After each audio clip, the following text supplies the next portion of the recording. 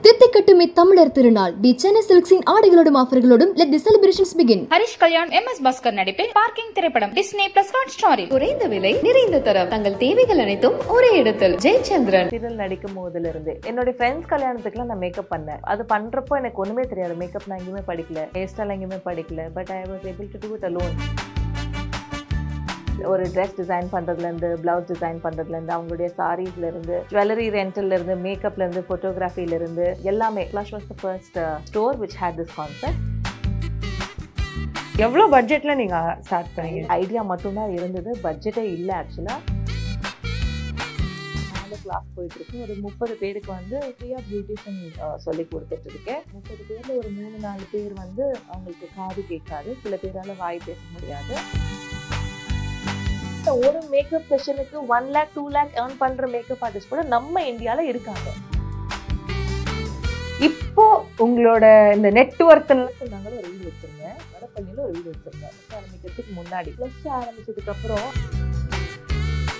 நானும் சார் ஒரு மாசம் ஒருத்தர் பார்த்துக்கவே இல்லை, ஒருத்தர் பேசிக்கவே இல்லை. ப்ளஷ்ஷே வேணாம், நான் விட்டுருங்கடா சாமின்ற அளவுக்குலாம் நான் போயிருக்கேன். டிப்ரெஷனுக்கு டேப்லெட்ஸ் எல்லாம் சாப்பிட்ற ஸ்டேஜுக்கெல்லாம் நான் போயிருக்கேன். ரொம்ப ரிக்ரெட் பண்ண ஒரு விஷயம், ஃப்ரெண்ட்ஸுக்கு நம்பி கொடுத்து அவங்க எங்களை வந்து பின்னாடி ஏமாத்தினதா நிறைய விஷயங்கள். அந்த கடனுக்கு 20-30 மடங்கு ஜாஸ்தி என்கிட்ட இப்ப கடன் இருக்கு. ராத்திரிக்கு தூக்கம் வராது. கடன் வாங்கிட்டு வட்டி கட்டணும். எனக்கு வந்து தமிழ்நாடு ஸ்டேட் அவார்ட் கொடுத்தாங்க. 3 பவுன் தங்க காசு கொடுத்தாங்க. அது கூட பேங்க்ல தான்.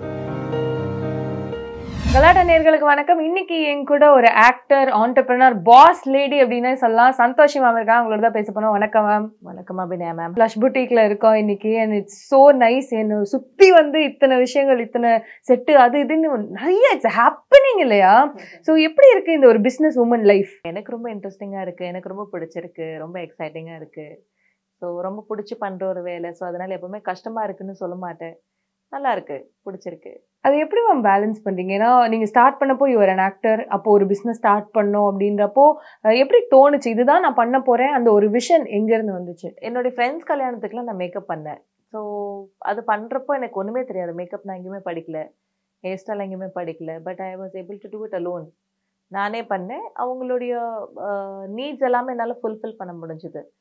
ஸோ அப்போ எனக்கு ரொம்ப நாளாகவே ஸ்டோர் வைக்கணுன்ற ஒரு ஆசை இருந்தது. நான் சீரியல் நடிக்கும் போதுல இருந்தே. ஸோ அப்போவே பார்த்தீங்கன்னா நான் இந்த ஜுவல்லரி எல்லாம் மேனுஃபேக்சர்ஸ் கிட்ட இருந்து வாங்கிட்டு சீரியல் ஷூட்டிங் அப்போவே செல் பண்ணுவேன். ஸோ அப்போவே எனக்கு இந்த ஜுவல்லரி வந்து நான் ஒரு ஸ்டோர் மாதிரி வைக்கணும், ஃபேன்சி ஸ்டோர் மாதிரி வைக்கணும்னு ஒரு சின்ன ஆசை இருந்தது.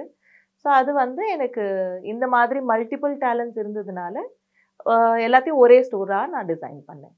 ஸோ ஒரு பிரைடு வந்தா அவங்களுக்கு என்னென்ன தேவையோ எல்லாமே நம்ம பண்ணணும். எஸ், ஒரு ட்ரெஸ் டிசைன் பண்றதுலேருந்து, பிளவுஸ் டிசைன் பண்றதுலேருந்து, அவங்களுடைய சாரீஸ்ல இருந்து, ஜுவல்லரி ரெண்டல்ல இருந்து, மேக்கப்ல இருந்து, போட்டோகிராஃபில இருந்து, சலூன் பியூட்டி லான்ச்ல வந்து அவங்களுக்கு தேவைப்படுற சலூன்ல இருந்து எல்லாமே. இப்போ இந்த சம்மந்தப்பட்ட விஷயத்த படிக்கணும்னு நினைக்கிற ஒரு காமன் பர்சனுக்கு அகாடமில இருந்து எல்லாமே இங்கே ஒரே ஸ்டோர்ல இருக்கு. ஸோ 10 இயர்ஸ்க்கு முன்னாடி யாரும் இந்த மாதிரி ஒரு கான்செப்ட் பண்ணல. So Plush was the first store which had this concept.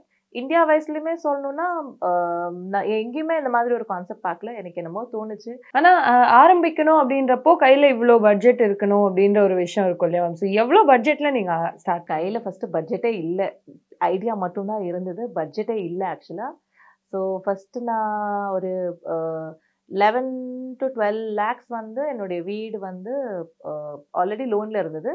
ஒரு டாப் அப் லோன் மாதிரி எடுத்து எங்கள் அம்மா வீட்லேயே சின்னதாக ஒரு ரூமில் ஸ்டார்ட் பண்ணலான்னு சொல்லி தான், இதை நான் நிறைய இடத்துல சொல்லியிருக்கேன், சின்னதாக ஸ்டார்ட் பண்ணலான்னு சொல்லி தான் நான் போய் ஸ்டாக் எல்லாம் வாங்கிட்டு வந்து வச்சுட்டேன். உள்ளே போய் இன்டீரியர் பண்ணலான்னு சொல்லும் போது because I tend wanted to start anything big. Because எனக்கு அந்த ஒரு ஃபியர் எனக்கு எப்போவுமே இருக்கும். பிகாஸ் பிஸ்னஸ் வாஸ் நியூ, நம்ம புதுசாக ஸ்டார்ட் பண்ணுறோம், பெருசாக ஸ்டார்ட் பண்ணக்கூடாதுன்ற பயம் இருந்தது.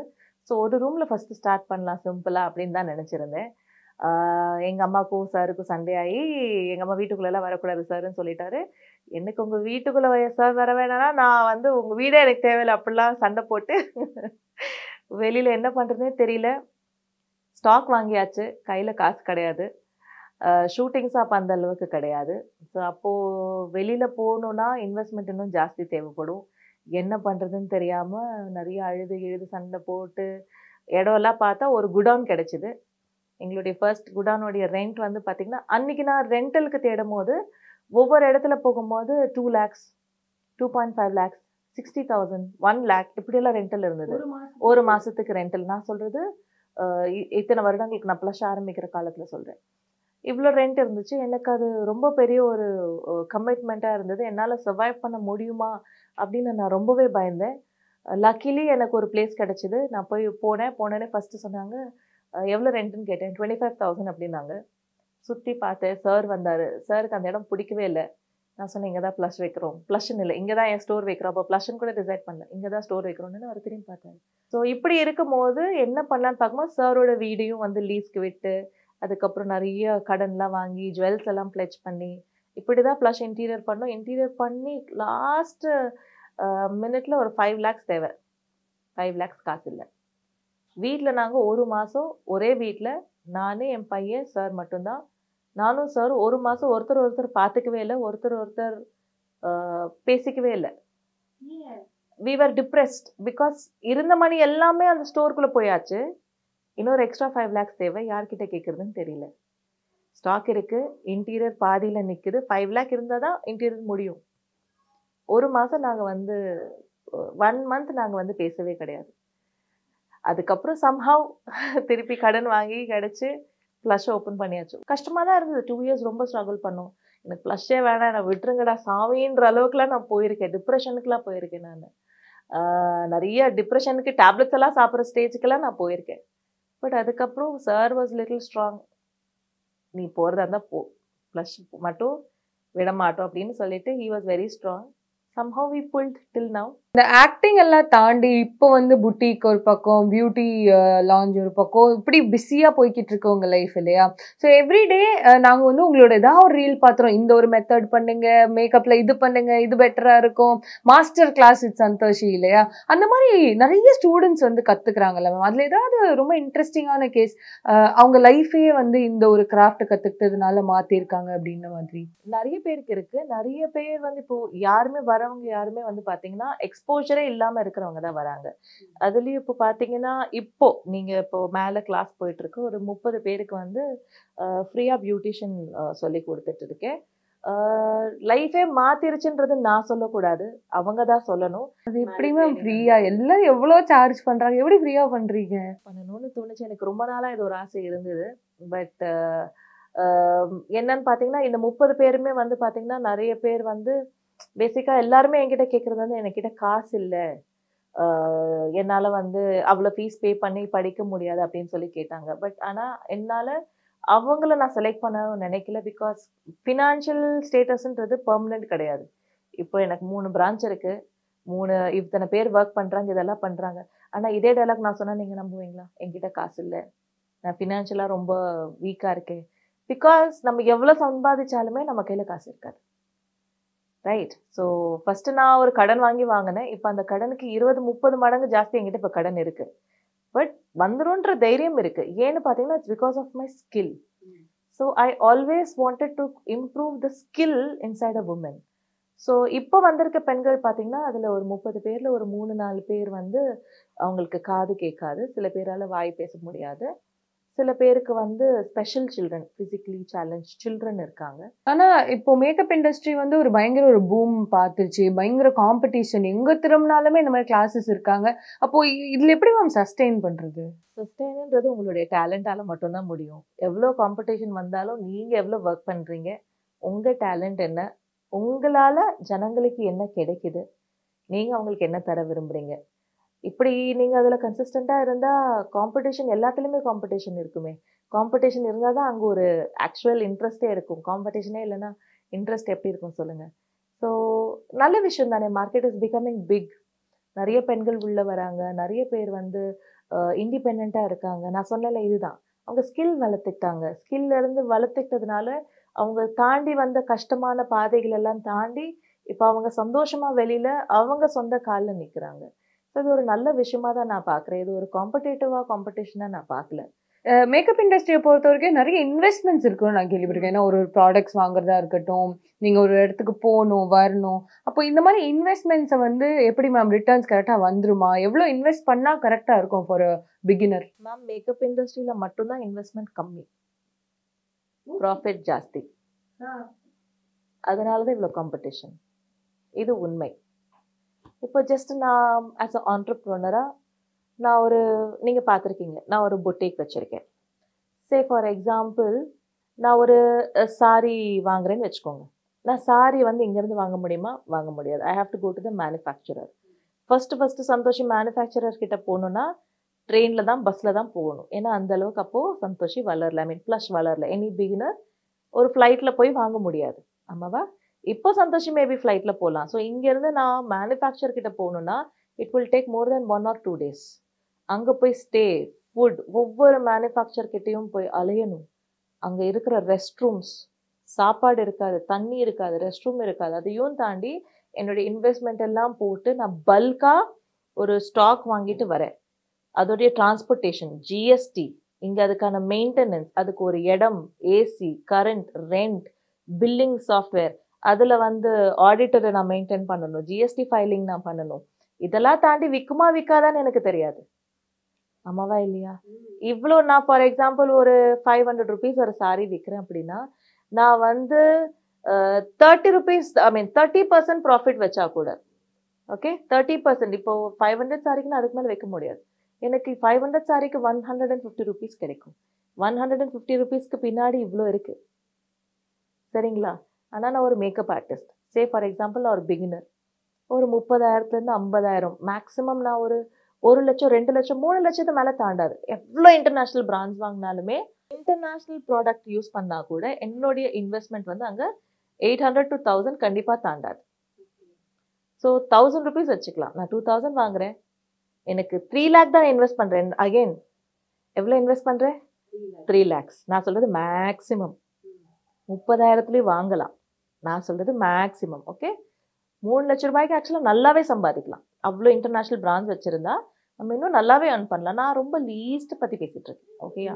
எல்லாமே லீஸ்ட்டாக சொல்கிறேன். ஏன்னா நான் ஒரு ஆண்டர்ப்ரனர், நான் இவ்வளோ விஷயம் பண்ணிட்டு இருக்கேன். ஸோ இது எல்லாத்துலேயுமே ஜாஸ்தி ப்ராஃபிட் எதில் கிடைக்குதுன்னு பார்த்தீங்கன்னா it's only in beauty industry, it's in makeup industry. So you get immediate percentage வைஸாக பார்க்கும்போது நமக்கு பெட்டர் ப்ராஃபிட்ஸ் அண்ட் இன்கம். இந்த இண்டஸ்ட்ரியில் உங்களுக்கு டைம், நீங்கள் கற்றுக்கிற எஜுகேட் ஆகிற டைம் கம்மி. 15 லட்ச ரூபாய் ஃபீஸை கம்பேர் பண்ணும்போது இதில் கம்மி ஃபீஸ். வர ரிட்டர்ன்ஸ் பார்க்கும்போது அஃப்கோர்ஸ் மந்தில் வந்து ஒரு மேக்கப் வந்தால் 2000, அதே 10 மேக்கப் வந்தால் ஸ்டார்டிங் ஸ்டேஜில் சொல்கிறேன். இன்னும் நீங்கள் நல்ல எக்ஸ்பீரியன்ஸ், உங்கள் ஸ்கில் நல்லா வளர்ந்துருச்சுன்னா நீங்கள் பர் மேக்கப் 50,000 கூட சார்ஜ் பண்ணுற அளவுக்கு கூட இங்கே ஆர்டிஸ்ட் இருக்காங்க. ஒரு மேக்கப் செஷனுக்கு 50,000 இருக்காங்க. இந்தியாவில் நிறைய ஆர்டிஸ்ட் இருக்காங்க. லேக்ஸில் ஒரு மேக்கப் செஷனுக்கு 1 lakh 2 lakh ஏர்ன் பண்ணுற மேக்கப் ஆர்டிஸ்ட் கூட நம்ம இந்தியாவில் இருக்காங்க. அது ஒரு ராத்திரியில் வராது மேம். அதனால தான் இந்த மேக்கப் இண்டஸ்ட்ரியில் இவ்வளோ பூம் இருக்கு. ஆனால் மேக்கப் இண்டஸ்ட்ரியை பொறுத்த வரைக்கும் நிறைய நீங்கள் சொன்ன மாதிரி நிறைய பேர் இருக்காங்க, குட் ரிட்டர்ன்ஸ் எல்லாமே ஓகே. பட் நீங்கள் உங்களோட அந்த பீரியடில் வந்துட்டு சில மிஸ்டேக்ஸ் நான் இதை பண்ணேன், இதை நான் என் ஸ்டூடெண்ட்ஸ் பண்ணக்கூடாதுன்னு அட்வைஸ் பண்ணுவேன் அப்படின்னா என்ன மிஸ்டேக் சொல்வீங்க? என் லைஃப்பில் ரொம்ப ரிக்ரெட் பண்ண ஒரு விஷயம் வந்து நான் இல்லை என் சார் கிட்ட சொல்வேன். சார் வந்து எல்லாருமே நம்பிடுவாங்க, ஓகேயா? ஸோ அந்த மாதிரி நம்பி ஃப்ரெண்ட்ஸுக்கு நம்பி கொடுத்து அவங்க எங்களை வந்து பின்னாடி ஏமாத்தினதா நிறைய விஷயங்கள் இருக்குது.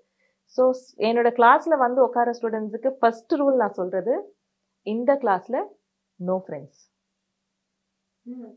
யாருமே ஃப்ரெண்டாக இருக்காதீங்க.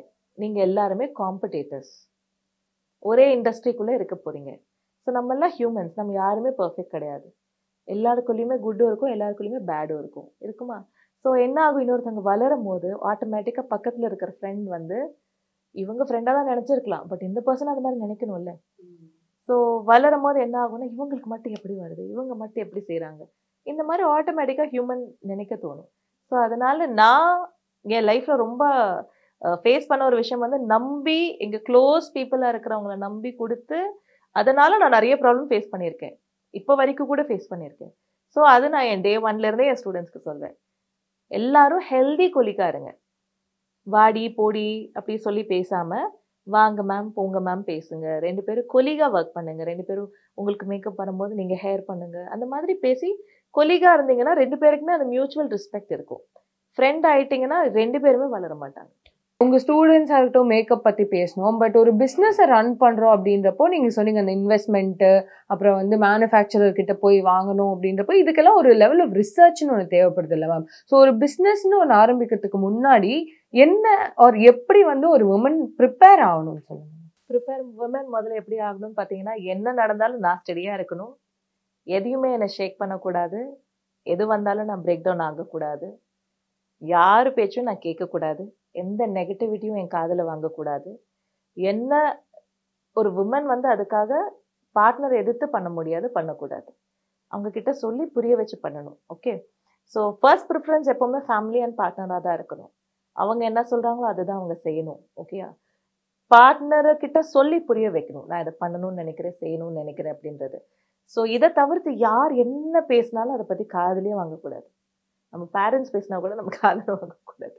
பிகாஸ் சம்டைம்ஸ் அவங்களும் நம்ம நல்லதுக்கு தான் சொல்கிறாங்க. பட் நமக்கு அவங்க பயம் எங்கே நம்ம வந்து அடிபட்டுடுவோமோ, இன்னும் நமக்கு அது ரொம்ப பெரிய அடியாயிடுமோ அப்படின்ற பயத்தில் சொல்லுவாங்க. பட் என்னை பொறுத்த வரைக்கும் என் ஸ்டூடெண்ட்ஸ் கிட்ட இந்த பிஸ்னஸை பொறுத்த வரைக்கும் ஒரு விஷயம் தான் சொல்வேன். This investment is on yourself. As a makeup ஆர்டிஸ்ட்டை பற்றி சொல்கிறேன். இந்த இன்வெஸ்ட்மெண்ட் வந்து நீங்கள் உங்கள் மேலே பண்ணுறீங்க. ஸோ உங்கள் மேலே நீங்கள் இன்வெஸ்ட் பண்ணுறதுக்கு யோசிக்காதீங்க. ஏன்னா அதோடைய வேல்யூ உங்களுக்கு தெரியும். ராத்திரியில் தூக்கம் வராது. கடன் வாங்கிட்டோம், வட்டி கட்டணும், நான் இவ்வளோ வாங்கிட்டேன், இவ்வளோ ப்ராடக்ட்ஸ் வாங்கிட்டேன், இவ்வளோ செஞ்சுட்டேன் அப்படின்னு தூக்கமே வராது. ஸோ ஆட்டோமேட்டிக்காக என்ன பண்ணுவோம், மிட் நைட்டில் எந்திரிச்சு உட்காந்து அந்த ப்ராடக்ட்ஸை யூஸ் பண்ண ஆரம்பிப்போம், ப்ராக்டிஸ் பண்ண ஆரம்பிப்போம். That because of the good products you get good results. Then you start sharing, எல்லாருக்கும் ஷேர் பண்ணுவோம். அதை பார்த்து நிறைய பேர் நமக்கு கிளைண்ட்ஸ் வருவாங்க. ஸோ இப்படி தான் நான் சொல்வேன், உங்கள் மேலே இன்வெஸ்ட் பண்ணுறது யோசிக்காதீங்க. ஆனால் அந்த இன்வெஸ்ட்மெண்ட் உங்கள் லெவலை மீறியும் இருக்கக்கூடாது. என்னால் எவ்வளோ கட்ட முடியுமோ அவ்வளோதான் நான் கடன் வாங்கணும். கட்ட முடியாததையும் தாண்டி நான் கடன் வாங்கினா ஃப்யூச்சரில் நம்ம வந்து கண்டிப்பாக அதுக்கான ப்ராப்ளம் ஃபேஸ் பண்ணுவோம். ஸோ உங்களை நம்பி உங்களால் எவ்வளோ முடியுமோ start from small, step by step. நான் இத்தனை வருஷம் ப்ளஸ் நடத்தினாலும் இந்த வருஷம் I learned so many things. Every day is a learning process. Because இது நான் என்னுடைய அப்பாவோட பிஸ்னஸோ இல்லை என்னுடைய கிராண்ட்ஃபாதரோட பிஸ்னஸோ நான் ரன் பண்ணல. இது நாங்கள் ஸ்டார்ட் பண்ணது. இதுக்குள்ளே இருக்கிற ப்ரோஸ் அண்ட் கான்ஸ் எதுவுமே எங்களுக்கு தெரியாது. நாங்கள் இது ஒரு பிளண்ட்டாக ஸ்டார்ட் பண்ணோம். இதுக்குள்ளே இருக்கிற எதுவுமே எங்களுக்கு தெரியாது. So everyday is a learning period for us. Everyday is a difficult task. Everyday is a task for us. So everyday அந்த டாஸ்க்கை தாண்டி தான் நாங்கள் வளர்ந்துட்டு இருக்கோம். எஸ்பெஷலி இந்த last 6 months we have faced so much. அது வெளியில் பார்க்கும்போது யாருக்கும் தெரியாது. ஆனால் பிஸ்னஸ் பண்ணுறவங்க எல்லாருக்குள்ளேயுமே ப்ராப்ளம் இருக்குது, எல்லாருக்குள்ளேயுமே ஸ்ட்ரெஸ் இருக்குது. அதை நம்ம ஒர்க்லேயும் டிஸ்டர்ப் பண்ணக்கூடாது. நம்ம ஒர்க்கை வந்து பண்ணும்போது ஃபினான்ஷியலாக இன்வெஸ்ட் பண்ணும்போது பார்த்து கேர்ஃபுல்லாக நம்மளால் எவ்வளோ முடியுமோ பார்த்து இன்வெஸ்ட் பண்ணணும். நம்ம இவ்வளோ பேசணும் மேக்கப் இண்டஸ்ட்ரி அது இதுன்ட்டு. ஒருத்தவங்க 1 lakh 2 lakhs சார்ஜ் பண்ணுறாங்க. நீங்கள் ஒரு பிரைடுக்கு எவ்வளோ சார்ஜ் பண்ணுவீங்க? ப்ளஸில் வந்து மேக்கப் பண்ணாங்கன்னா இட் இஸ் 29,999, அதாவது 30,000. சென்னையாக இருந்துச்சுன்னா 40,000. அவங்க ஃபேஸ்க்கு போய் பண்ணுறதா இருந்தால் 50,000. இதில் வந்து என்னுடைய அசிஸ்டண்ட், என்னுடைய ட்ராவல் சார்ஜஸ், இப்போ ஃபார் எக்ஸாம்பிள் அவுட் ஆஃப் சென்னைனா நான் ஃப்ளைட்டில் தான் போவேன். இதெல்லாமே நானே பார்த்துப்பேன். அவங்கக்கிட்ட திருப்பி அதுக்கான சார்ஜஸ்லாம் எதுவும் எக்ஸ்ட்ரா வாங்க மாட்டேன். இந்த சார்ஜஸ் நான் பல வருஷமாக வாங்கிட்டு இருக்கேன். பிகாஸ் என்னுடைய ஃபோக்கஸ் வந்து பிரைடல் மேக்கப் கிடையாது. Because I have become more into education. ஒரு எஜுகேட்டராக இருக்கிறதுனால பிரைடல் மேக்கப் வந்தாலும் நான் ஃப்ரீயாக இல்லை. ஏன்னா நான் எந்த ஊரில் இருக்கேன்றது எனக்கே தெரியாமல் இருக்கிறதுனால அவங்களுக்கு ஃப்ரீயராக என்னால் டேட் கொடுக்க முடியாததுனால இதுதான் காரணம். ஆல்சோ இங்கே நிறைய இந்த செட்டெல்லாம் பார்க்குறவங்க ஏதாவது நகைக்கடையில் உட்காந்துருப்பாங்கன்னு நினைச்சுப்பாங்க போல. பட் இதெல்லாமே வந்து உங்கள் புட்டிக்கில் இருக்க உங்கள் பிரைட்ஸ்க்காக நீங்கள் பண்ண இன்வெஸ்ட்மெண்ட் இல்லையா? எஸ் கண்டிப்பாக. ஃபஸ்ட்டு ஆரம்பிக்கும் போது ஒரு 10 செட்டில் ஆரம்பித்தோம். இப்போது இந்த மாதிரி 3 ஷோரூம்லேயும் இருக்குது. ஸோ இதுவும் ஒரு பெரிய இன்வெஸ்ட்மெண்ட்டாக தான் இருந்தது. பட் அகெயின் என்னுடைய நான் சொன்னேன்ல, இந்த இன்வெஸ்ட்மெண்ட் என் மேலே போடுறதுனால நம்பி நான் போட்ட ஒரு விஷயம். ஸோ மேம் நீங்கள் சொல்லும்போது ஒரு குடோனில் ஆரம்பித்தேன், 25,000னா பரவாயில்ல, எப்படி இருந்தாலும் பரவாயில்ல அப்படின்னு சொல்லிட்டு, இப்போ உங்களோட இந்த நெட்ஒர்க்லாம் யூடியூப்லலாம் போடுவாங்களா, அந்த மாதிரி சொல்லணும்னா நீங்கள் என்ன சொல்லுவீங்க மேம்? ப்ளஸ் ஆரம்பிக்கிறதுக்கு முன்னாடி ஐயப்பந்தாங்கல ஒரு வீடு வச்சுருந்தேன், வடபழனியில் ஒரு வீடு வச்சுருந்தேன்.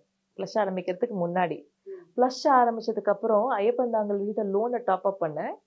வடபழனி வீடு இன்னும் லோன் போடலை, ஏன்னா அது எங்கள் அம்மா வீடு.